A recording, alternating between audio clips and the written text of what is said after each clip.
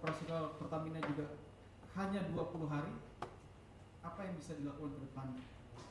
Nah, tentu ada yang sifatnya jangka pendek dan ada juga yang jangka panjang. Jangka panjang inilah yang perlu didorong juga, yaitu energi baru, energi terbarukan. Kalau energi baru udah kacau balau kan definisinya dalam RUU EPP. Itu yang mau kita lihat, dan kita akan mendengarkan nanti narasumber dari 4 narasumber yang akan memaparkan baik dalam perspektif kondisi internasional maupun kondisi energi sendiri. Oke, saya kira itu ya. Jadi mudah-mudahan kita nanti bisa mendapatkan perspektif yang lebih komprehensif dari para narasumber kita semua. Setelah ini agenda berikutnya langsung ya dengan narasumber. Oke, saya serahkan kembali ke Yasmin. Baik, terima kasih Pak Arbain. Langsung saja kita mulai untuk diskusi media di sore hari ini. Saya serahkan kepada moderator. Dipersilakan Mas Ansel.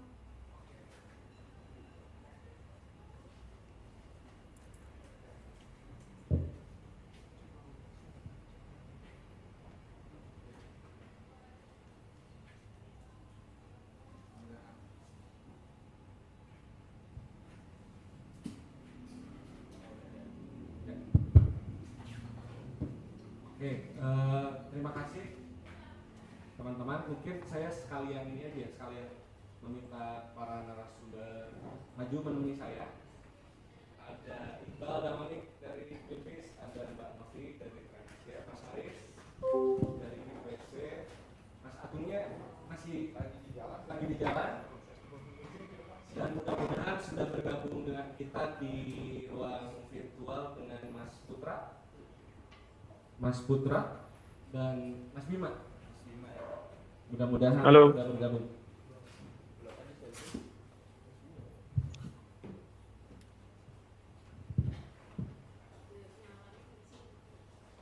Oh, di sini. Jadi sementara kita ada yang aja dah. Tutup dulu. Oh ya udah. Udah kayak debat pilpres ya. Oh, berarti ini. Mas Bima udah bergabung? Belum. Oh, belum. Mas Putra ya. Halo Mas Putra. Mas Putra. Halo Mas Asaf. Teman-teman, sorry, suaranya agak pelan ya. Seperti tadi disampaikan, kita mau membahas soal yang mengkhawatirkan kita semua ya, dan tentunya kita ingin segera berakhir dalam konteks perangnya. Kita tahu lah kalau perang itu yang diuntungkan ya elit-elit aja. Karena kalau kurang lebih itu dari besarnya selalu elit yang diuntungkan. Tapi kemudian dari waktu ke waktu kita pun mempelajari bahwa ada dampak sistemik. Nah, ini yang mau kita bahas nih, dampak sistemiknya dari perang antara Iran lawan Israel dan Amerika begitu ya, dan kemudian tentu ada langkah yang kita ikuti bersama, choke point Hormuz di semacam disumbat gitu, dan akhirnya jadi percakapan banyak orang, tidak hanya di Indonesia tapi di berbagai tempat gitu. Dan mungkin ini boleh dibilang menelanjangi lambatnya dunia bertransisi, karena kan kita memahami transisi itu ya perubahan yang struktural itu karena dia bisa kita lihat nanti dan kita bisa dengar dari teman-teman, dia menjangkitnya itu ke berbagai sendi kehidupan lah. Ini soal packaging, ini soal consumer product, ini soal bahan bakar yang larinya kemana-mana di berbagai sendi kehidupan kita. Nah, kita pengen coba kupas hal tersebut lebih jauh, dan kemudian yang nanti kita bersama-sama cari tahu harusnya kita ngapain dengan berbagai konfigurasi yang mau kita kupas. Karena Mas Bima belum ada, sebenarnya saya habis itu mau ke Mas Agung, tapi jadi belum bergabung. Jadi mungkin pertama-tama saya mau ke Mas Putra. Put, introduksinya begitu, Put. Kita dilanda kekhawatiran lah ya. Banyak dari kita dilanda kekhawatiran. Banyak dari kita berinteraksi dengan fosil setiap hari. Mau itu yang bentuknya kendaraan yang masih ditenagai oleh bahan bakar minyak, mau itu interaksinya dengan yang namanya kompor gitu, yang ditenagai dengan gas misalnya, ataupun ternyata berbagai urusan banyak, dan seolah kita akan sangat kesulitan gitu kalau misalnya supply-nya terhenti, kan itu yang kita takutkan, inflasi akan terjadi. Nah, tapi saya mau ke Mas Putra, mungkin ini Mas Put, bagaimana Mas Putra melihat kerentanan kita tuh, ya kita kupas aja seberapa jauh sebenarnya hubungan kita dengan yang namanya fosil ini Mas Put, sejauh ini gitu, dan seberapa jauh sebenarnya kita udah mampu untuk melepaskan diri gitu dari ketergantungan sejauh inilah ya. Nanti tolong direview, dan menurut Mas Putra sebenarnya apa yang paling penting dan bisa kita lakukan ke depan Mas Put dalam konteks kerentanan, dalam konteks kebergantungan yang kita udah sorong-sorong untuk segera dilepaskan gitu. Mungkin gitu Put, pertanyaannya Put. Siap. Kalau bisa Selamat dikupas sore, dalam waktu teman-teman. 15 menit, nanti saya Kedengeran kasih nggak? tanda. Silakan Mas Putra. Kedengeran ya? Sore Mas Asof, ada Mas Iqbal dan teman-teman. Ntar Put, belum kedengaran suaranya. Bentar. Ya. Tes. Ah, sip. Udah? Ya, terdengar. Siap. Sore teman-teman semua, mohon maaf nggak bisa join langsung. Mudah-mudahan sehat-sehat. Mudah-mudahan sehat-sehat semua di sana. Salam dari Bandung. Lanjutin obrolan Mas Asof tadi, memang ini sebenarnya menunjukkan ketergantungan kita yang sudah lama dan mungkin terlalu lama terhadap bahan bakar fosil. Karena memang energi itu komoditas yang nggak kelihatan. Masyarakat tuh paling nggak peduli dengan yang namanya energi sampai harganya naik atau sampai berhenti pom bensin. Jadi memang yang terjadi sekarang ini sebuah event yang banyak orang sebut worst case scenario di dalam dunia perminyakan. Jadi teman-teman pasti udah sering dengar ya bahwa 20% supply dari minyak dunia itu berputarnya di daerah Hormuz, dan ketika sekarang terhenti ya jadi imbasnya kemana-mana. Ini yang menarik adalah melihat respon dari pemerintah Indonesia seolah-olah everything under control gitu. Banyak orang lagi sibuk memperdebatkan 20 hari reserve dan sebagainya. Untuk konteks aja 20 hari itu kecil banget. India punya paling nggak 50 hari plus. Kita nggak usah bandingin lah sama negara-negara kayak Jepang gitu yang punya 200 hari cadangan untuk penyimpanan. Indonesia itu sebenarnya memang kelihatannya sudah jelas kita itu tidak bisa memiliki strategi jangka panjang. Nah itu yang paling mengkhawatirkan di kita sebenarnya bagian itu, bahwa kita tidak bisa melihat melewati krisis dan melewati kabinet. Ngasih gambaran aja, dan teman-teman mungkin udah kebayang ya, setiap dolar naik di atas asumsi APBN itu jumlahnya besar sekali, bisa 7 triliun per tahun. Tapi saya tadi sempat hitung sederhananya aja gitu, kalau mencapai 100 dolar, Indonesia itu sekitar 600 miliar per hari untuk APBN Indonesia. Jadi ketergantungan modal seperti ini akan terus terjadi. Nah cuma satu hal yang mungkin membedakan hari ini adalah kita tuh kan sudah sering mendengar krisis minyak, krisis gas, setiap sekian tahun ada terjadi lagi krisis minyak, krisis gas. Bedanya kali ini sebenarnya ada jalan keluarnya. Dan salah satunya adalah memang dengan mengadopsi kendaraan listrik. Karena kendaraan listrik itu kalau kita dorong, paling tidak bisa menggeser ketergantungan kita terhadap energi minyak. Nah, untungnya di Indonesia sebenarnya kendaraan listrik nggak perlu banget nikel, jadi kita sebenarnya nggak perlu tambang nikel kalau kita gunakan kendaraan listrik. Jadi Indonesia saya rasa akan semakin penting untuk berbicara strategi jangka panjang. Kalau berbicara tergantung, nanti mungkin sambil dibahas sama-sama.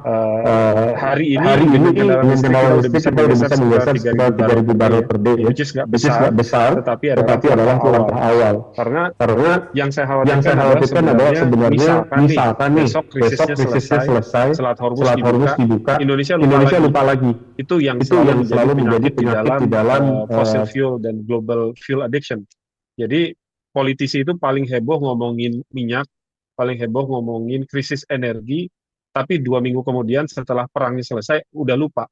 Kemarin ngomongin misalnya pembangunan storage gitu, mudah-mudahan bisa dikawal lebih lanjut dan sebagainya. Jadi ini sebenarnya adalah tes Indonesia, bisa nggak sih kita memiliki strategi yang lebih jangka panjang. Mungkin sampai situ dulu, Kang Asof. Teman-teman di sana mungkin ada komentar. Itu Kang Iqbal ya?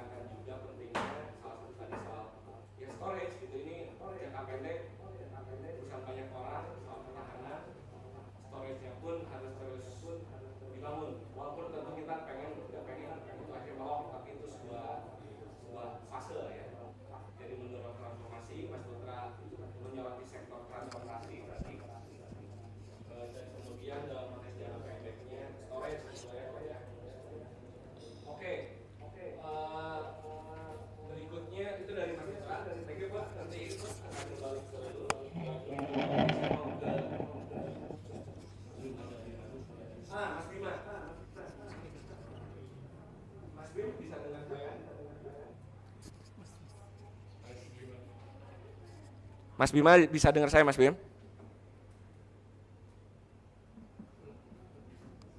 Mas Bima? Ya, Halo Mas Bim. ya halo.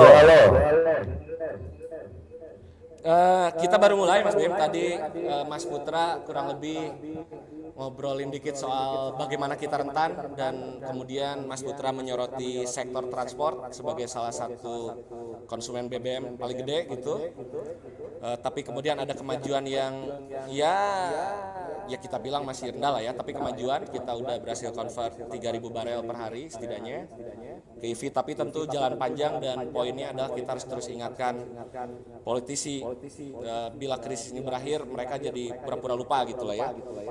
Tapi saya pengen nanya ini ke Mas Bima, mungkin lebih ke apa Mas Bim, prediksi lah ya.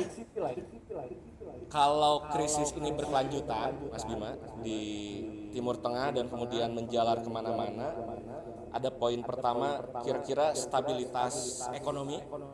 Nanti Mas Bima yang ngerti stabilitas ekonomi itu variabelnya apa aja lah ya Mas Bim, nanti silakan dikupas.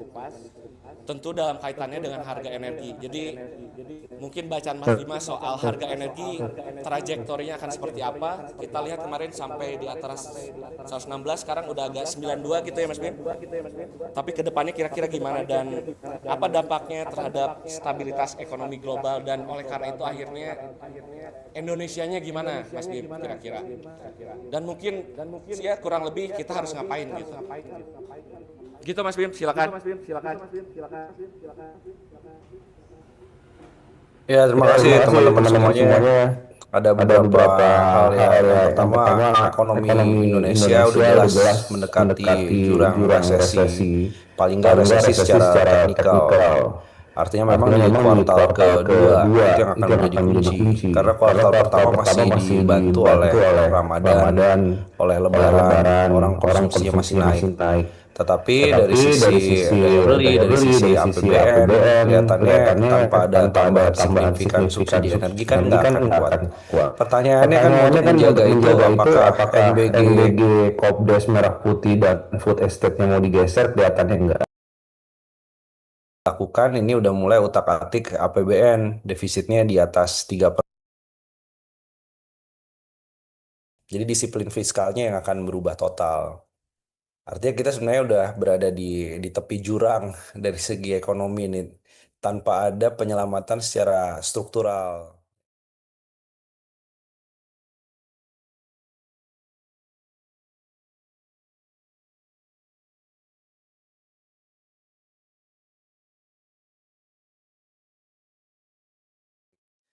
Jadi kita menggunakan penghematan energi fosil, energi terbarukannya naik, tapi kelihatannya nggak ke sana. Justru ini juga muncul beberapa dorongan untuk menggunakan storage yang lebih panjang. Kalau storage BBM kita cuma buat 20 sampai 23 hari, ini mau ditambah jadi 3 bulan. Jadi impor minyaknya makin banyak. Dan impor minyak bedanya adalah dari Amerika Serikat. Sebelumnya dari Timur Tengah mau digeser ke Amerika Serikat. Karena kita tanda tangan yang namanya agreement reciprocal trade itu. Pertanyaannya kan kalau dihitung-hitung ya, dari asuransi logistiknya jadi lebih mahal. Jadi bayangin kita menambah storage sampai 3 bulan, itu di tengah harga minyaknya 100 US dollar per barel. Ini kan cara-cara yang konyol, nggak menyelesaikan masalah gitu kan. Jadi fosil lock-in-nya ditambah terus. Nah selain itu juga yang memperburuk situasi adalah ada penunggang-penunggang gelap nih. Ada koboi-koboi gelap yang mencoba untuk memasukkan misalnya ya narasi bahwa ya nggak apa-apa Pak Presiden, kalau ada krisis minyak kita impor BBM-nya kan bisa ditekan dengan sawit dan etanol. Jadi dari sawit dan tebu. Ini juga saran-saran yang kedengarannya masuk ke telinga Presiden Prabowo sangat fancy. Ya ini ada operasi lah untuk menunggangi bahwa kita nggak apa-apa pakai BBM, cuman blending biodiesel, bioetanolnya lebih banyak. Ini saya kira bukan solusi palsu lagi, ini kan solusi nyawit ya. yang paling ultimate gitu. Padahal ngangkut sawitnya aja sekarang pada pusing. Karena ngangkut sawit dan bioetanolnya itu juga masih menggunakan truk berbahan solar BBM. Jadi proses produksinya itu pun juga masih menggunakan fosil juga dalam jumlah yang sangat besar. Nah, ini belum kita ngomong soal masalah perebutan dengan minyak goreng misalnya. Gula itu aja kita impor. Nah, ini kita mau menggunakan bioetanol. Sawit, ini rebutannya tadi sama minyak goreng, sama ekspor. Jadi devisanya pun juga bisa terancam.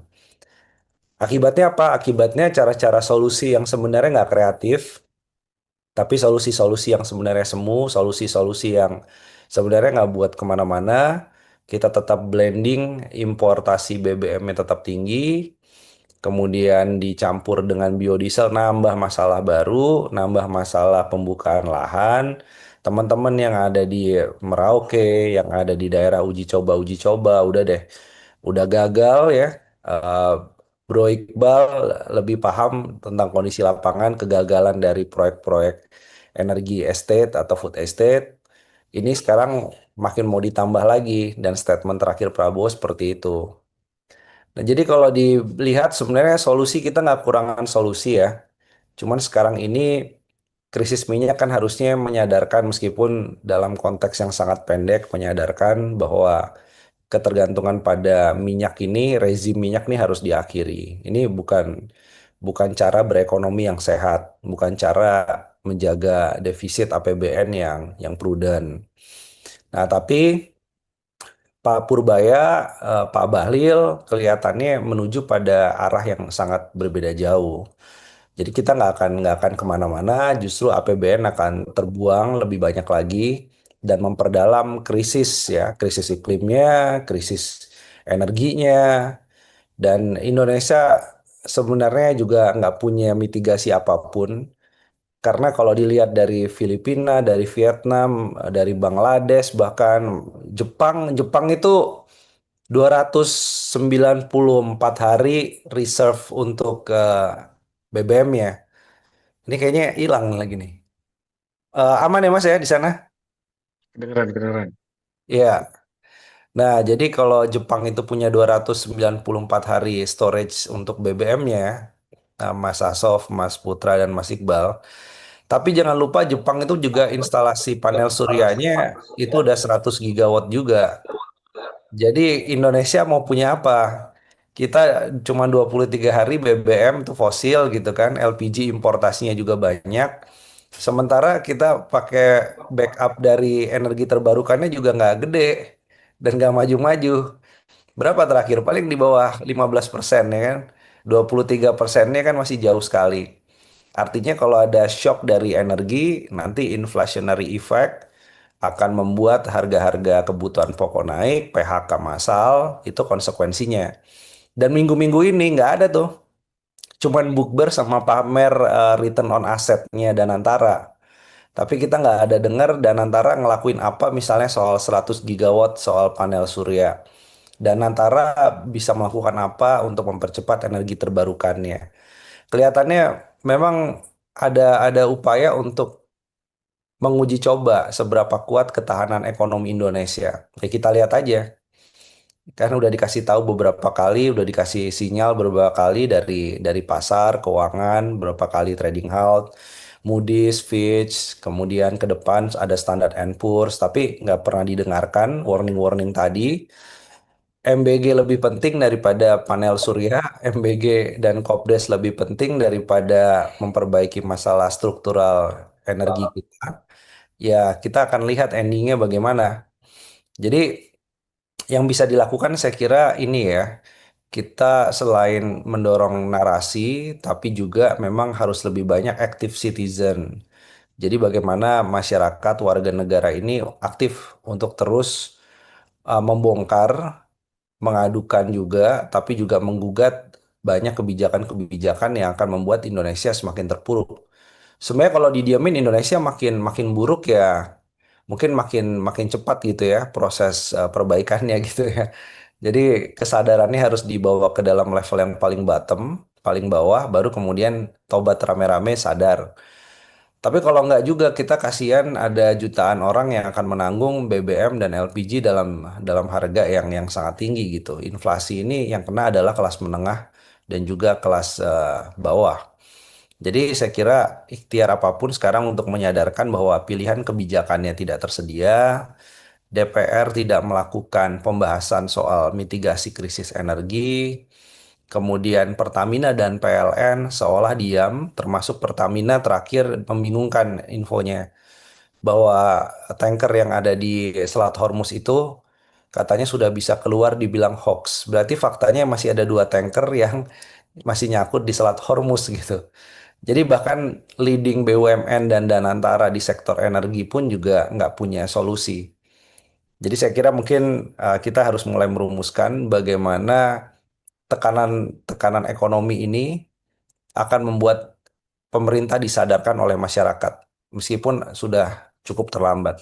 Itu aja dulu dari saya dan harus bisa menghindari narasi-narasi nyawit yang dilakukan oleh pengusaha-pengusaha rente-rente termasuk yang akan siap melakukan impor bioetanol dalam kerangka perjanjian Amerika-Indonesia. Nah, itu harus mulai disadarkan ke masyarakat bahwa ada penunggang-penunggang gelap, ada rent seeker yang siap membajak agenda-agenda untuk menyelamatkan Indonesia dari krisis energi. Itu mungkin dari saya, Kang Asof, Bang Iqbal yang ada di studio, Mas Putra juga. Makasih.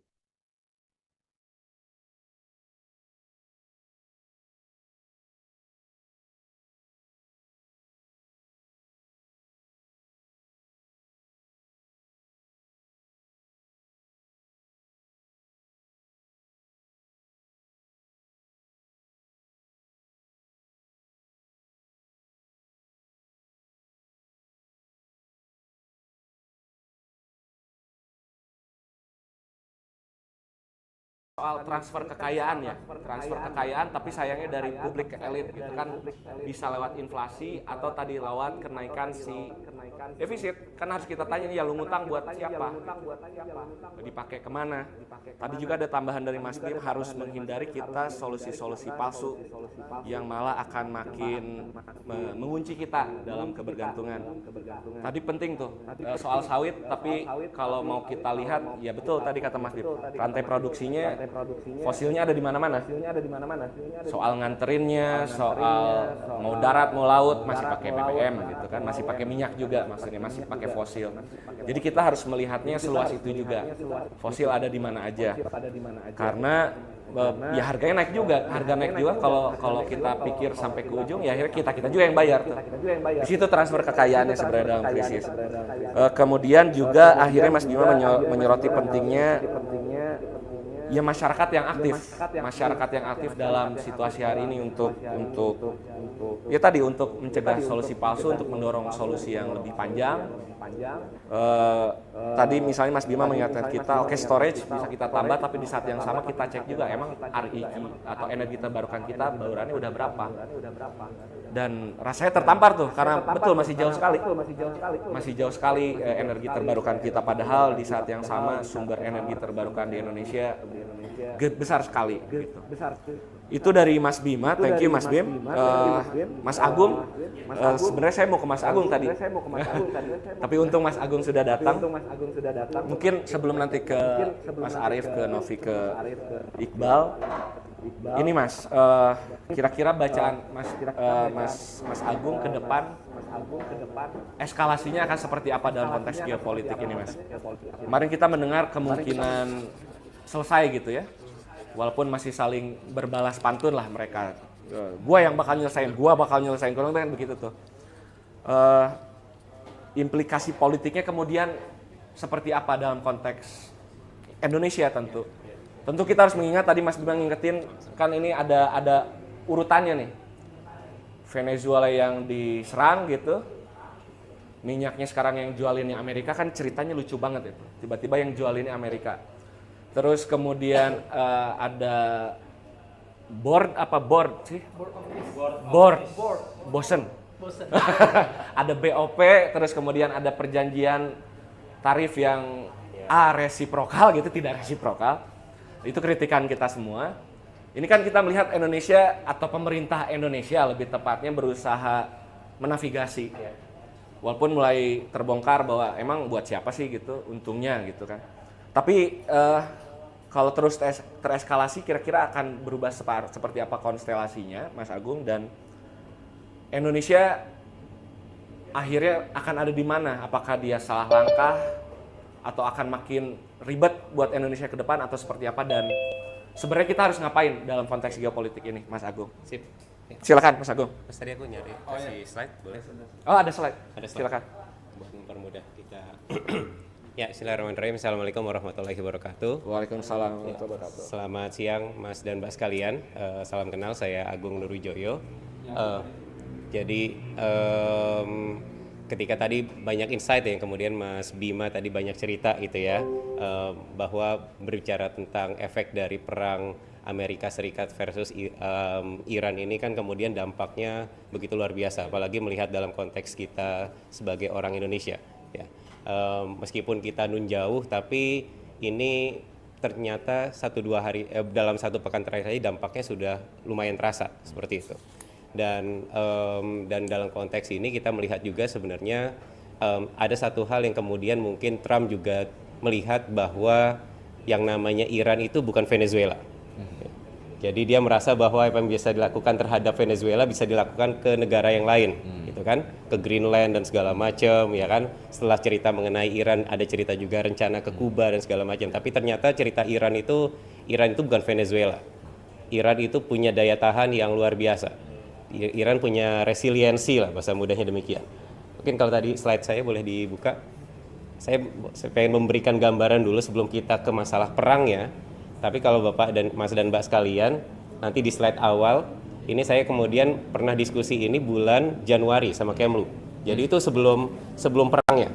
Jadi saya diminta untuk baca tentang ini apakah akan ada perang atau tidak. Gitu. Melihat, terus saya coba buat, nanti sambil dibuka filenya, saya coba buat dari tahun 79 Mas dan Mbak sekalian sampai tahun 2025, itu saya buat peta bobot. Jadi peta bobot sanksi dan embargonya Barat, khususnya Amerika Serikat terhadap Iran. Ternyata itu menarik. Jadi kalau lihat dari peta bobotnya nanti kita lihat, dari tahun 79 itu tensinya semakin menguat. Gitu. Makin menguat. Jadi kalau kita dalam HI itu ada kita pahami dan ada namanya diplomasi koersif. Dia bukan bentuknya perang, endingnya adalah outbreak of violence. Jadi endingnya adalah penggunaan kekerasan dan seterusnya, operasi militer. Tapi dalam konteksnya Iran, slide kedua langsung aja. Ketika lihat di kondisinya Iran, kita akan melihat pola yang agak menarik. Jadi saya buat itu antara 0 sampai 10 itu adalah perang. 10 itu operasi militer. Jadi 5 itu pertama-tama itu tekanan yang diberikan sekedar di masa-masa dulu tahun 79 setelah gantian rezim, itu yang terjadi adalah di era masa-masa masalah tawanan. Ya. Tapi selanjutnya selalu tensinya makin meningkat, tensi sempat menurun itu tahun 2015 sampai ke 2017, itu masa-masanya ketika adanya JCPOA, Joint Comprehensive tentang perjanjian nuklir, ya kan, dan itu turun tensinya, ya. Nah, tapi naik lagi setelah itu tahun 2017 ke atas itu makin menguat. Bahkan kalau kita lihat di antara 2023 sampai 2025 itu makin menguat yang namanya tacit ultimatum. Jadi ultimatum yang diberikan itu seperti halnya kita membuat menggunakan obeng dan skrup makin kencang. Dan itu kan terlihat dari 2005 setelah Juni 2025 serangan Amerika Serikat terhadap Iran lewat pembom itu di beberapa objek-objek nuklirnya Iran yang dibilang katanya Iran punya senjata nuklir, tapi harusnya logikanya adalah ketika senjata pembom itu dijatuhkan kita akan mendengarkan cerita berikutnya seharusnya adalah ada reaktor nuklir yang bocor gitu kan. Tapi ternyata nggak ada cerita itu. Ya kan, kita nggak pernah dengar tuh cerita-cerita mengenai ada reaktor nuklir bocor segala macam seperti itu. Jadi kita kadang-kadang anomali juga nih, gitu kan. Nah, tapi itu model tacit ultimatum yang makin kuat diberikan oleh Amerika Serikat. Tapi intinya adalah sampai hitung-hitungan saya waktu itu adalah itu kemudian tinggal in the matter of time. Tapi sebenarnya dari sini kita bisa belajar bahwa yang namanya Iran itu ketahanan mereka itu bukan lahir dari sebuah adaptasi yang anomali adaptasi yang sifatnya baru dilakukan dalam 1-2 tahun terakhir. Tapi dia lahir dari perjalanan panjang. Perjalanan panjang, bahkan kalau kemudian slide berikutnya kita akan lihat bahwa ternyata instabilitas Iran itu bukan lahir dari semutlak dari instabilitas domestik. Iran punya masalah domestik nggak? Tentu punya. Ya, masalah ekonomi punya nggak? Punya. Masalah sosial punya nggak? Punya. Kita masih ingat tentang masalah dulu ada aktivis-aktivis isu-isu tentang itu kan, yang ternyata memang kan itu sebagian besar juga adalah kelompok-kelompok Kurdi, kelompok-kelompok Kurdi yang banyak berdomisili di wilayah utara perbatasan dengan Irak. Yang sekarang kelompok-kelompok Kurdi itu yang sekarang ingin digunakan oleh Amerika Serikat, ya kan? Kelompok PJAK, nama PJAK. PJAK itu adalah Kurdistan Free Life Party. Ya, jadi dia kelompok yang kemudian dia punya afiliasi dengan sebenarnya punya afiliasi dengan kelompok PKK di Turki dan kelompok PYD dan YPG yang ada di Suriah. Dua kelompok ini yang kemudian digunakan oleh Amerika Serikat ketika operasi militer yang dilakukan oleh Amerika Serikat bekerja sama dengan Syrian Defense Forces dalam konteks Suriah. Berarti kita bisa melihat bahwa yang dilakukan oleh Amerika Serikat adalah mencari kawan yang memang bisa berafiliasi secara lebih dekat. Karena yang diinginkan adalah Amerika juga nggak berani sebenarnya sekarang operasi militer invasi darat secara langsung. Karena kalau invasi darat secara langsung yang terjadi adalah bunuh diri sebenarnya. Karena Amerika Serikat nggak punya pengalaman perang invasi terhadap Iran. Iran itu teritorinya besar, kalau kemudian dia nggak punya area of control itu namanya bunuh diri. Makanya kemudian diharapkan adalah menggunakan kelompok Kurdi sehingga terbentuk area of control, lalu terciptanya fragmentasi di masyarakat Iran. Kalau seperti ini, memang orientasinya adalah perang yang tidak selesai dalam waktu dekat. Ya.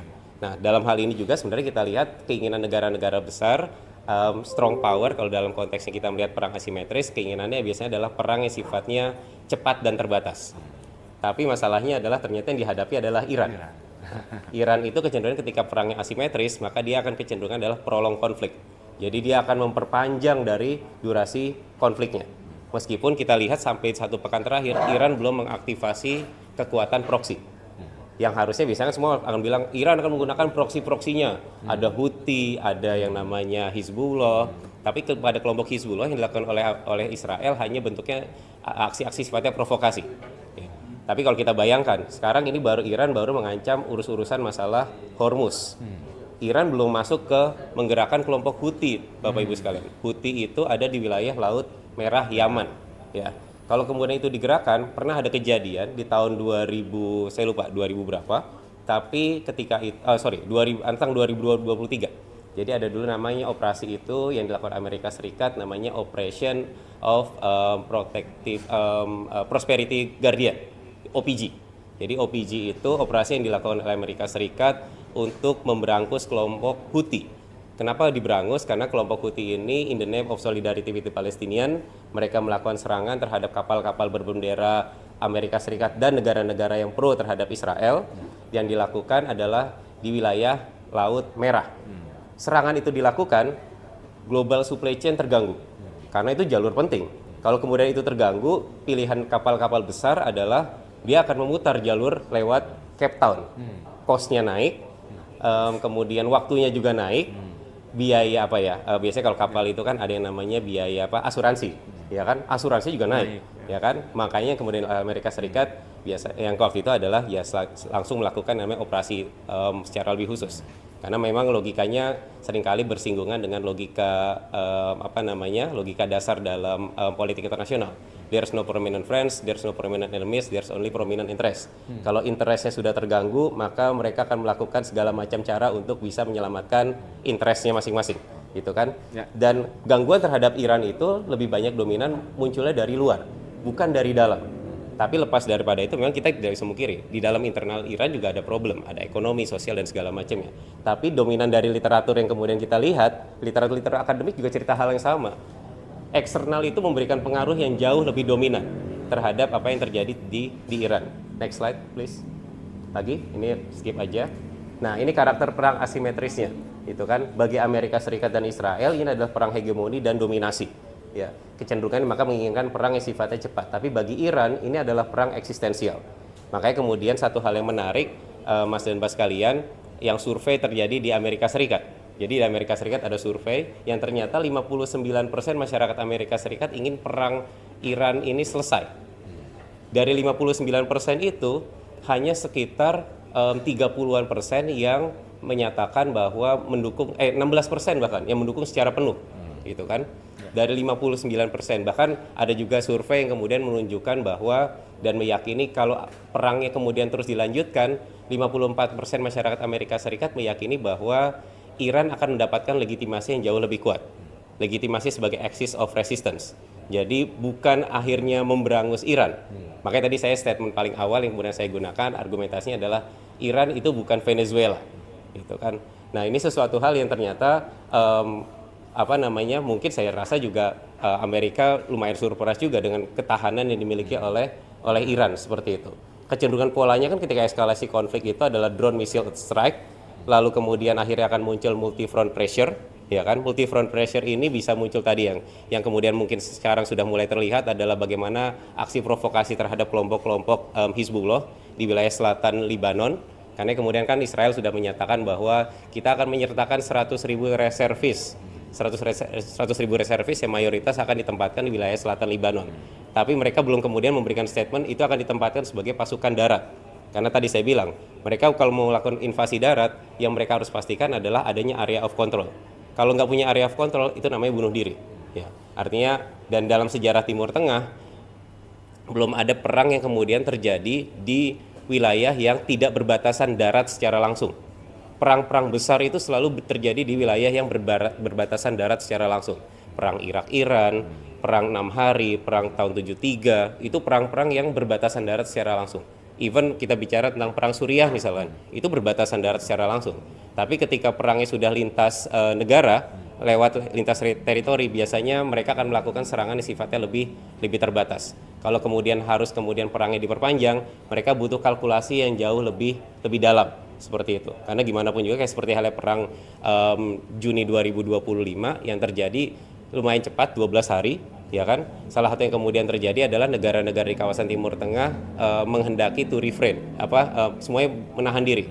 Salah satu yang kemudian dilakukan misalkan contohnya adalah Yordania waktu itu yang dilakukan adalah melakukan zona larangan terbang gitu. Karena mereka sudah menghitung juga bahwa mereka ada di pusaran konflik, kalau mereka terlalu lama ada di situ, mereka akan terdampak dari perangnya itu sendiri, ya kan. Bahkan sekarang negara-negara Timur Tengah juga sudah merasakan dampak yang begitu luar biasa dari perang yang terjadi, gitu kan. Bukan terhadap Iran ya.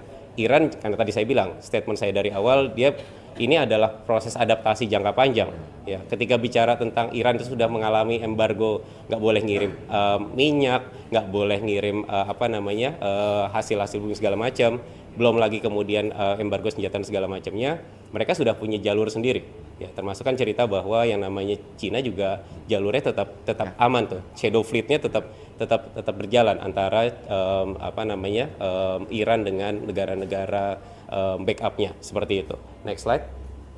Nah, kemampuan Iran bertahan ini memang ada beberapa strategi. Pertama, saya lihat ada interest asimetri, perang untuk kepentingan survival, ya bertahan hidup, ya karena itu juga sumber eksistensi mereka.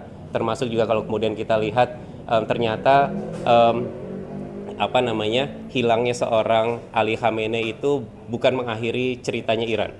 Ya, kalau tadi saya bilang lagi kembali kepada asumsi bahwa Iran itu bukan Venezuela, mungkin Amerika berpikir bahwa kalau kemudian kepalanya dipenggal, maaf bahasa saya, kepalanya maksudnya Maduro selesai, Venezuela selesai. Tapi ternyata tidak dengan Iran. Ali Khamenei boleh selesai, tapi ternyata perjuangan spirit of resistance-nya terus berjalan. Satu hal yang kemudian jangan lupa, ketika tahun 79 itu Ali Khamenei ketika menghadapi berbagai macam tekanan dari dunia internasional, dia menerbitkan ada yang dinamakan dengan economic of resistance. Jadi kemampuan Iran secara independen untuk bisa bertahan. Itu kan termasuk tadi ya ekspor minyak dan segala macam yang mereka sudah punya sistem tersendiri, sehingga mereka punya punya daya resiliensi yang cukup tinggi menurut saya di titik itu, ya. Dan juga indirect strategy juga yang kemudian dimiliki oleh Iran, dan dia kalau dalam konteks prolong konflik itu tidak mau buru-buru. Dia tidak mau kemudian karena biasanya kalau kemudian kita melihat dalam konteks perang asimetris, perang asimetris ini ada beberapa tulisan yang menarik, tulisan Andrew Mack, kemudian tulisannya Ari Guentov, How Weak Actor Win Against the Strong Actor gitu kan dalam perang-perang konvensional. Nah, mereka kecenderungannya adalah melakukan strategi ya prolong konflik. Konfliknya dibuat agak lebih panjang, ya kan? strategi juga seringkali juga kemudian didorong dengan sifatnya multi front, ya kan? Dan multi front itu kelihatan juga dalam konteks Iran sekarang. Dia perangi serangannya itu sifatnya bukan model bilateral tapi scatter, ya. Walaupun targetnya semua jelas, targetnya ke objek-objeknya Amerika Serikat. Meskipun di titik tertentu juga kabarnya ada juga nih serangan terhadap bandara dan segala macam. Meskipun ada cerita berikutnya kan, Iran menyatakan bahwa kami tidak melakukan serangan terhadap Aramco, kami tidak melakukan serangan terhadap Azerbaijan, itu kan. Bahkan ada cerita leaking berikutnya yang dibilang bahwa itu adalah operasinya Israel, ya kan. Artinya Israel juga sebenarnya adalah berusaha untuk memicu perang ini bisa dibuat lebih luas lagi, karena semakin tidak stabil semakin menguntungkan buat Israel. Kenapa juga kemudian milisi Kurdi yang kemudian digunakan? Kalau milisi Kurdi digunakan, Bapak Ibu sekalian, yang terjadi adalah sensitivitas terhadap nasionalisme Kurdinya akan digoyang. Kurdi itu pernah memerdekakan diri tahun 2016-2017, Kurdish Regional Government, di bawahnya Masud Barzani waktu itu, walaupun sekarang berubah ke Neshirhan Barzani, gitu kan. Nah, ketika waktu itu mereka memerdekakan diri dan ibu kotanya di Erbil waktu itu, satu-satunya negara di Timur Tengah yang mengakui kemerdekaan Kurdish Regional Government hanya Israel. Hal ini berulang ketika kita lihat tahun 2005-2006, ketika mungkin kita pernah dengar ada negara namanya Somaliland. Ya, satu-satunya negara yang mengakui Somaliland merdeka adalah Israel. Bahkan sekarang Israel juga menyatakan bahwa di Somaliland sudah disiapkan pangkalan, karena itu digunakan untuk siap menggempur kelompok Houthi, seperti itu. Artinya dia butuh kelompok lain untuk kemudian bisa melakukan serangan dan dia tetap bisa memberikan support tersebut. Nah, kemudian ada ini kelompok Kurdi kenapa yang digunakan, tadi saya sudah banyak cerita ya, destabilisasi internal Iran, karena modelnya yang ingin diharapkan adalah ya model seperti halnya Suriah jilid 2. Karena kalau kemudian terjadi seperti halnya Suriah, buat Amerika Serikat dan Israel itu suatu hal sifatnya keuntungan, seperti itu. Tapi instabilitas ini sebenarnya dibutuhkan oleh Israel untuk bisa memperpanjang dan memperluas pengaruhnya, seperti itu. Bahkan di titik ini juga akhirnya kita juga di titik tertentu akan sedikit banyak melupakan isu sentralnya, yaitu isu Palestinanya, ya kan. Seolah-olah kan seperti halnya ketika menyinggung tiba-tiba nama Israel masuk ke Board of Peace kan. Kalau bagi saya itu seperti halnya image launderingnya Israel juga. Dia penjahat perang tapi seolah-olah dia pengen menjadi penyelamat bagi dunia, seperti itu. Termasuk dalam konteks sekarang ketika bicara masalah Iran itu sendiri, ya kan. Ini sesuatu hal yang sifatnya anomali. Nah, risiko strategi Kurdi memang ya potensi peningkatan solidaritas Kurdi di kawasan dan fragmentasi internal Iran dan risiko korban jika perang darat. Makanya gayanya kemudian Arachi, Menlu Iran, kecenderungannya adalah dia tidak menolak tapi ya silakan. Kalau mau invasi darat silakan. Artinya ada faktor kesiapan juga yang dimiliki oleh Iran, seperti itu. Karena Iran memahami secara lebih real tentang ya kartu-kartu utamanya. Ini kartu berikutnya belum dipakai ya, yang tadi saya singgung terkait masalah penggunaan kekuatan proksinya. Ya. Lalu kekuatan proksi ini digunakan, dampaknya akan jauh lebih besar terhadap perekonomian global bahkan. Next slide. Nah, Mojtaba Khamenei sebagai kelanjutan rezim revolusioner. Nah, ini juga satu hal yang sebenarnya menarik kemudian kita lihat. Mojtaba Khamenei sebagai kelanjutan dari Ali Khamenei yang ternyata ini kan menarik juga ya, ngelihat yang namanya Trump ini bilang bahwa kami menginginkan pemimpin yang lebih bisa diajak ngobrol, ya, lebih bisa diajak diplomasi. Bahkan juga yang paling aneh menurut saya statementnya Trump adalah kami sebenarnya harusnya menentukan siapa pemimpin Iran berikutnya, gitu kan? Lah siapa Anda gitu ya tiba-tiba pengen menentukan siapa? Dia bukan anggota Supreme Leader, bukan juga anggota 88 yang menentukan siapa pemimpin Iran berikutnya, tapi dia pengen punya hak suara seperti itu. Nah, mungkin masih terbayang-bayang wewenang besarnya di Board of Peace gitu kan, mungkin jadi agak-agak halu-halu dikit gitu ya. Nah, tapi ini satu hal menarik. Jadi Mojtaba Khamenei tadinya adalah dia bukan sosok sentral yang sebenarnya Ali Khamenei menitahkan ke beliau. Jadi kan kritiknya adalah ini seperti halnya teodinasti. Tapi walaupun sedemikian kan Ali Khamenei sebenarnya tidak pernah mengisyaratkan Mojtaba itu sebagai suksesornya, gitu kan. Tapi dengan situasi sekarang, dengan kemudian berbagai macam dinamika yang ada, 88 anggota untuk yang memilih Supreme Leader itu sepakat untuk menjadikan Mojtaba sebagai kelanjutan. Karena memang yang pertama, ya beliau punya peran penting dalam jaringan rezim, ya kan. Beliau dikenal sebagai seorang gatekeeper sebenarnya segala sesuatu yang mau berhubungan dengan Ali Khamenei pasti berhubungan dengan Mojtaba Khamenei. Yang kedua, sesuatu hal yang penting ada konsolidasi domestik. Kita nggak bisa memungkiri dalam 1 pekan terakhir pemimpin IRGC itu banyak yang tewas. Ya, banyak yang kemudian disasar oleh Amerika Serikat. Dan memang benar, ya kan, banyak yang gugur. Nah, tapi sehingga yang dibutuhkan adalah sosok yang bisa menyatukan kelompok IRGC ini, kelompok Garda Revolusioner. Dan Mojtaba Hussein Khamenei ini dikenal sebagai sosok yang bisa menyatukan dari kelompok IRGC itu. Dan juga simbol kontinuitas rezim dan pengaruh pada strategi axis of resistance itu juga menjadi satu hal yang penting. Nah, bagaimana dengan konteks Indonesia? Coba next slide. Apakah ini menuju perang dunia ketiga? Mungkin kalau saya bilang potensi terbesar masih kepada perang regional yang diperluas. Karena kalau kemudian perang dunia, step by step-nya harus kemudian diperhatikan lagi. Ya, kalau perang dunia ketiga terjadi jika yang pertama great power terlibat secara langsung. Cina, Rusia itu terlibatannya masih secara terbatas. Ya, mereka support terhadap Iran nggak? Support, tapi limited, gitu. Bahkan akhirnya kan Putin juga kemudian melakukan kontak langsung, direct call sebagai bentuk crisis management terhadap Trump, gitu kan. Nah, artinya great power terlibat tapi masih sifatnya sangat terbatas. Yang kedua, ketika memang perang regionalnya secara penuh setelah terjadi, sampai sekarang kita belum melihat perangnya ke arah perang regional. Karena sampai sekarang juga Iran juga belum mengaktifasi kelompok Houthi dan kelompok-kelompok proksinya, dan yang berikutnya respon dari negara-negara regional itu juga masih terbatas. Belum ada yang kemudian statement kerasnya sudah muncul, tapi actionnya belum. Ya, belum ada kemudian aksi retaliasi yang sifatnya dilakukan secara penuh seperti itu. Tapi posibilitasnya memang yang dimungkinkan menurut saya dalam jangka panjang kemungkinan negara-negara di kawasan itu pertarungan dalam konteks pertahanannya akan lebih kokoh. Ya, regional arms trade-nya akan lebih kuat. Kecenderungan karena ini makin stabil, jadi kecenderungan untuk memperkuat pertahanan, sistem pertahanan udaranya akan semakin kuat seperti itu. Dan balik lagi, masih di sini. Ya, perang multifront dan multi actor. Ya, jadi skenario jangka pendeknya limited retaliation, yang jangka menengahnya tentu kalau kemudian ini belum ada sinyal-sinyalnya secara lebih.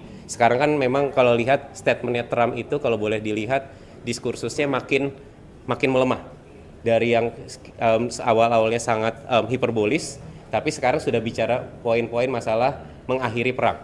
Ya, bahkan 1 jam terakhir kalau nggak salah saya lihat di media itu kan menyatakan bahwa dari Menlu Iran ya, Araghchi itu menyatakan bahwa sudah ada memberikan 3 prasyarat utama kalau perang mau selesai, termasuk poin terakhir yang kemudian dinyatakan adalah bahwa ada satu mekanisme yang memang menghentikan pihak lain tidak melakukan serangan terlebih dahulu. Karena yang dilakukan Amerika Serikat itu kan kesalahan. Preemptif itu tidak bisa dibenarkan. Ya, preemptif ya, bukan preventif. Gitu.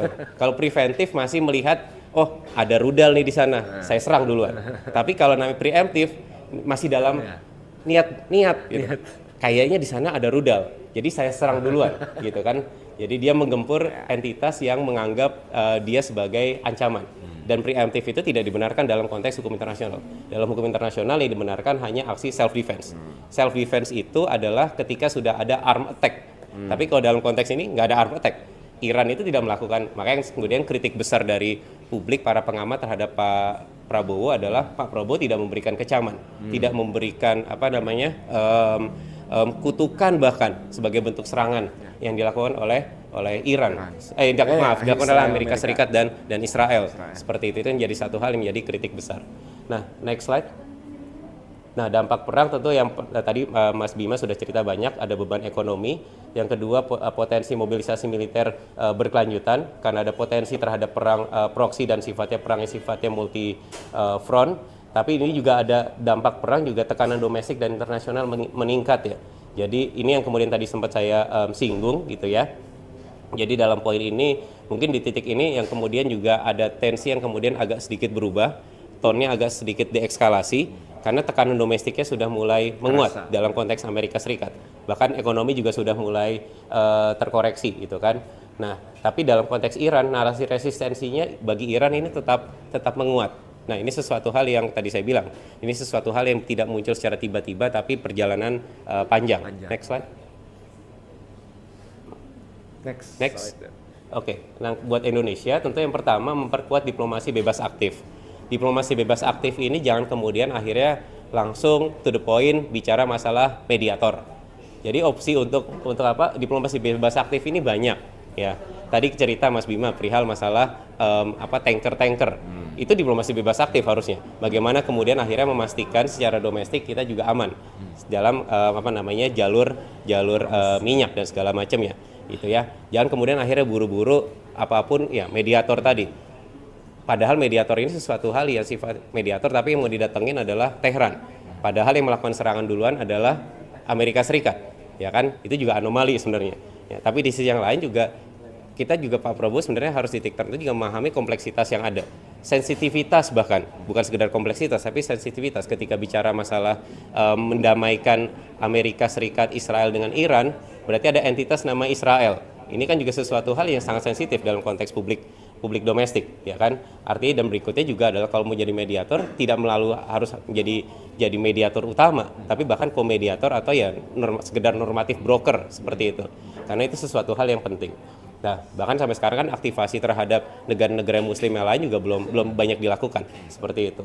Nah, yang berikutnya memperkuat ketahanan perekonomian domestik yang tadi sudah banyak disinggung dan juga ketergantungan pada rantai pasok global yang sifatnya rentan. Dan Amerika Serikat di titik ini juga sebenarnya kan juga merasakan hikmah juga ketika perang. Bahkan kalau boleh kenapa saya bilang pakai bahasa hikmahnya, dengan seperti ini negara-negara justru sekarang mulai kita harus ganti impornya ke Amerika Serikat. Berarti dapat cuan adalah Amerika Serikat. Seperti itu. Dan ini kan menurut saya ya dia mengorbankan berbagai macam cara untuk mendapatkan keuntungan secara pribadi seperti itu. Next slide. Yang terakhir, ya artinya kemudian saya lihat kekuatan militer bukan faktor penentu utama dalam perang asimetris. Ada interest, political will, dan strategi juga menentukan. Iran memiliki resiliensi, Iran bukan Venezuela.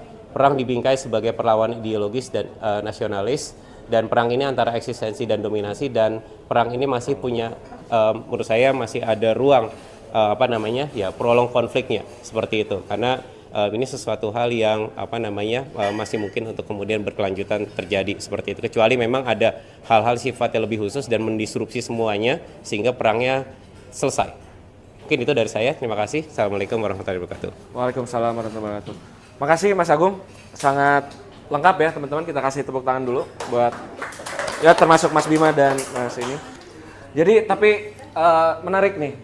Menarik itu karena sebenarnya harusnya, saya membayangkan harusnya Indonesia termasuk langkah-langkahnya, baik itu diplomasinya ataupun kebijakan soal energinya, harusnya bisa memperkirakan ini akan terjadi. Kan kurang lebih begitu tuh. Eskalasinya terus meningkat, perang dagang, embargonya terjadi, itu eskalasinya terus meningkat puluhan tahun kan. Dan kita mendapati diri kita hari ini ya masih bergantung banget gua sama minyak, kan itu konyolnya. Kalau dari situ terlihatnya konyol kan Mas. Jadi dan saya sepakat dengan tadi, makanya salah satu kejarannya gimana supaya tidak bergantung pada sesuatu yang sangat rentan tadi, karena warningnya adalah ini prolong, panjang. Mudah-mudahan tidak perang dunia, tentu saya nggak pernah pengen ya. Tapi kemungkinan tereskalasi ke regional, dan dalam konteks regional tentu dampaknya semakin besar juga ke perekonomian secara global. Thank you Mas Agung, itu peringatannya dan bacaannya. Saya mau ke Novi, masih ada beberapa lagi nih sebelum ke Iqbal dan ke Mas Arief. Kan tadi kita bahas sedikit banyak soal minyak, tapi kan kemarin kita tahu bahwa urusannya bukan cuma soal minyak. Ya fosil, ada bentuk fosil yang lain. Gas salah satunya. Walaupun tadi turunannya banyak, udah mulai ke bahkan fertilizer dan lain-lain lah ya, bahkan sampai nyambung ke proses mencuci mineral kita lah ya gitu dengan sulfur exit. Tapi saya pengen ke ini Nov, ke gas yang dia ada di mana-mana nih gas nih. Ada di mana-mana tuh, ada di ART, ada dikunci suruh beli ya? Iya. Terus kemudian di dalam negeri kita lihat rencana energi kita pun ngasih tempat yang luar biasa besar untuk gas. Dengan bacaan padahal gas kita tuh nggak banyak-banyak banget.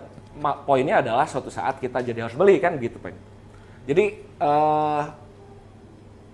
gimana bacaan Novi soal gas dan dalam konteks kerentanan Indonesia hari ini, dan ya boleh cerita soal kebijakan kita kenapa terus dorong gas, ya. Dan kemudian kira-kira harus apa dalam urusan itu. Silakan. Thank you Bang Asop. Aku tadi ada share link untuk presentasi. Oh, ada paparan. Singkat banget sih. Jadi aku coba untuk merangkum ya, karena sebenarnya perang Iran, Israel, Amerika ini sebenarnya bukan perang pertama dalam 10 tahun terakhir. Kita sempat merasakan juga ya perang ketika invasi Rusia ke Ukraine. Dan pada saat itu juga itu mengerek beberapa komoditas seperti minyak termasuk gas, itu juga meroket pada waktu itu. Nah, imbasnya itu pun juga bahkan masih sempat dirasakan di beberapa negara-negara yang memang sangat ketergantungan di gas. Nah, tapi mungkin di sini saya akan lebih banyak menarik konteksnya yang berkaitan dengan ketenaga listrikan ya. Aku tadi kirim ke Mas Oka. Nah, tadi berkaitan dengan ketenaga listrikan, karena jadi sebenarnya udah sempat disinggung juga ya Bang Bima ya, bahwa potensi energi terbarukan kita sangat cukup besar gitu. Ini bisa menjadi opsi untuk mengurangi ketergantungan. Tapi sebenarnya ada hal-hal yang kita perlu ketahui berkaitan dengan gas. Konteksnya akan seperti apa nanti dampaknya ke Indonesia. Jadi tadi sebenarnya udah diulas juga ya di awal bahwa Selat Hormuz ditutup sementara, kurang lebih ada sekitar 20% distribusi ya melalui selat tersebut, dan sekitar 60% yang dari Selat Hormuz itu ke market Asia, termasuk Asia Selatan dan sebagian Asia Tenggara.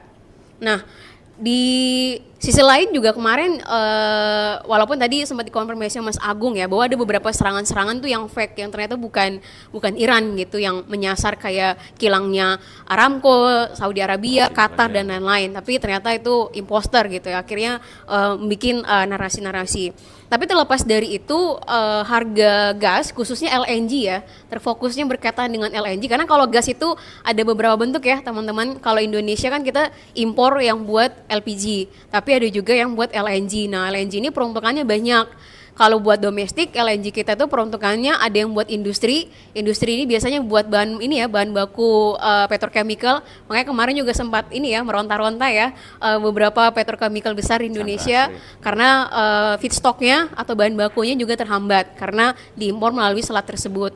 Kemudian juga ada mengakibatkan terhambatnya beberapa pasokan untuk fertilizer gitu, pupuk gitu. Karena nanti aku juga bisa ulas ya. Jadi produksi gas kita di Indonesia sebenarnya secara domestik lumayan tinggi. Kayak satu ladang gas paling besar kayak Tangguh itu 30% mensuplai domestik, tapi 70%-nya itu adalah diekspor. Nah, ini juga nanti bisa langsung ke slide nomor 3 ya. Ke slide 2 dulu. Jadi ada beberapa hal yang kita ketahui berkaitan dengan quote and quote perang ini, dan ada hal juga yang kita tidak ketahui berkaitan dengan perang ini gitu. Tadi sebenarnya Mas Agung udah cukup banyak mengulas, tapi ada juga yang kita nggak tahu gitu, ini perangnya akan berapa lama. Tadi Mas Agung udah sempat singgung ya, ini ada beberapa kartu-kartu perangnya yang belum keluar ya, bisa jadi mengaktifkan proksi-proksinya untuk menyebabkan multifront yang lainnya gitu. Kita juga nggak tahu produksi LNG-nya Qatar itu kapan aktif, karena kemarin beberapa pemberitaan menyebutkan untuk LNG Qatar itu supply ke market Asia cukup besar. Salah satunya ke Asia Tenggara kayak Thailand, Filipina dan yang lainnya, termasuk Singapura BTW, karena Singapura termasuk negara importir gas yang cukup besar, dan juga ke negara Asia Selatan. Sama yang terakhir, nah ini aku akan lebih banyak ulas yang berkaitan dengan ketenaga listrikan. Sebenarnya akan seberapa tahan sih fiskal kita gitu di tengah situasi seperti ini, apalagi di tengah pemotongan ya, udah di pos-pos nih, buat MBG sekian triliun, kemudian juga buat Kopdes, kemudian juga dan yang lainnya gitu. Nah, bisa lanjut. Nah, tapi sebelum melihat konteks Indonesia, aku mau coba menjelaskan ya, kita perlu belajar dari Asia Selatan. Ketika waktu itu invasi Rusia dan Ukraine, dampak luar biasanya itu luar biasa sekali. Setidaknya ada 2 contoh negara yang saya coba analisis, yaitu Pakistan dan Bangladesh. Ya, di sisi lain ketika harga gas pada waktu itu meroket, itu juga menyebabkan nilai mata uang itu banyak yang lemah. Nah, tentu kalau kita compare mata uang negara-negara Asia dan negara-negara Eropa, kita jomplang. Artinya ketika harga minyak itu menggunakan kurs dolar, tentu negara-negara yang kayak berkembang ke Indonesia, kita nggak akan bisa mampu beli dengan harga tinggi, karena tadi kursnya udah tertekan duluan, seperti itu. Kemudian juga waktu itu Eropa Nah, ini Eropa cukup unik ya, karena waktu itu pasukan gasnya Eropa banyak menggunakan pipeline yang distribusinya dari Rusia. Tapi ketika invasi, Eropa mengeluarkan sanksi dan mengalihkan suplai gasnya mencari market-market yang lain. Salah satunya adalah mereka mencoba menggunakan market-market yang seharusnya itu perginya atau distribusikannya ke negara Asia Selatan. Tapi karena waktu itu harganya lebih tinggi dan lebih mahal, sedangkan negara-negara Asia termasuk Pakistan dan Bangladesh waktu itu juga mereka menghadapi krisis multidimensi berkaitan dengan ekonomi dan sebagainya, akhirnya mereka nggak mampu beli nih ketika harga gasnya itu meroket.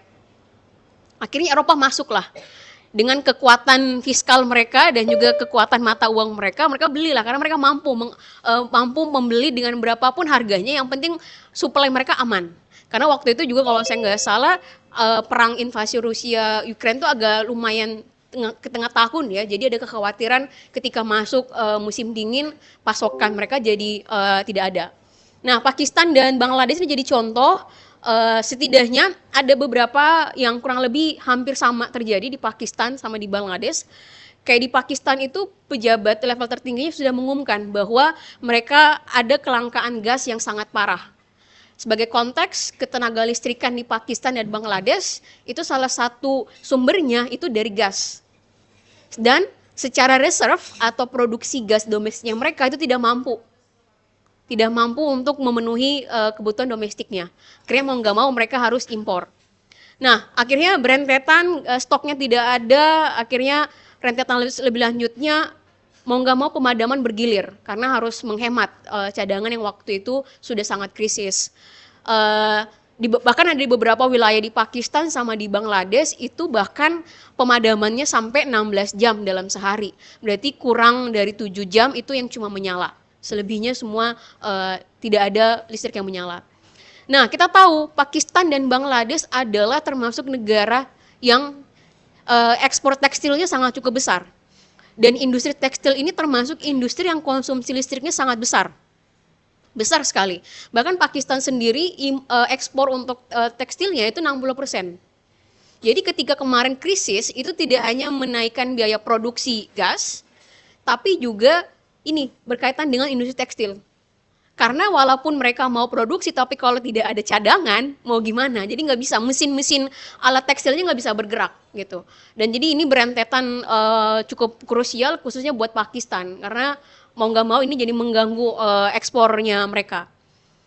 Kemudian meskipun Pakistan sudah memiliki kontrak jangka panjang dengan pensuplai dari Middle East, tapi karena tadi ya harga ekspor itu dengan harga market lebih tinggi, lebih menggiurkan, jadi ada beberapa pengekspor dari Timur Tengah itu memilih denda aja. Daripada saya harus supply ke Pakistan dengan kontrak yang sudah dikunci ya, karena kalau kontrak jangka panjang biasanya sudah ada cap price-nya ya. Jadi mereka merasa, wah saya rugi nih kalau saya harus jual ke Pakistan, mending saya kena denda aja gitu. Jadi mereka lebih memilih mengalihkan ke Eropa dan beberapa negara lain yang mampu membeli dengan harga pasar pada waktu itu yang lebih mahal. Bangladesh juga kurang lebih menghadapi hal yang sama ya dengan Pakistan. Mereka juga masih menghadapi masalah moneter krisis, harga LNG meroket, tarif listrik membengkak, biaya produksi agrikultur di mereka juga cukup naik gitu. Karena Bangladesh penggunaan fertilizernya buat pupuknya sangat cukup besar gitu. Jadi ketika ada gangguan suplai pasokan LNG-nya itu juga mempengaruhi ke sektor-sektor lain secara tidak langsungnya. Nah, di poin 5 ini, Pakistan itu sebenarnya bisa dibilang terlambat menyadari bahwa diverifikasi sumber energi untuk ketenaga listrik itu sangat penting. Dan ketika krisis 2022-2023 itu sangat mencekik mereka. Tapi itu menjadi pelajaran penting buat Pakistan. Akhirnya mereka bounce back, bangkit kembali, dan mereka mengubah beberapa regulasi berkaitan energi mereka, termasuk ketenaga listrikannya. Sekarang Pakistan menjadi salah satu negara di Asia yang pemakaian solar PV-nya itu melonjak tajam dari rentang 2023 sampai sekarang. Karena tadi ya mereka sudah menyadari kita nggak bisa selamanya tergantung dengan gas, apalagi buat listrik. Kemudian harga solar PV juga sudah mulai turun ya, apalagi Cina produksi kapasitas solar PV-nya juga memang over kapasitas, jadi mereka pun juga menjualnya dengan harga murah. Plus dari pemerintah Pakistan pun juga memberikan beberapa insentif seperti pembebasan impor solar PV dan juga pembebasan biaya masuk, dan juga beberapa insentif seperti pengurangan pajak untuk penjualan. Setidaknya waktu itu memang ditargetnya dari 2023 sampai 2025 kemarin. Dan dalam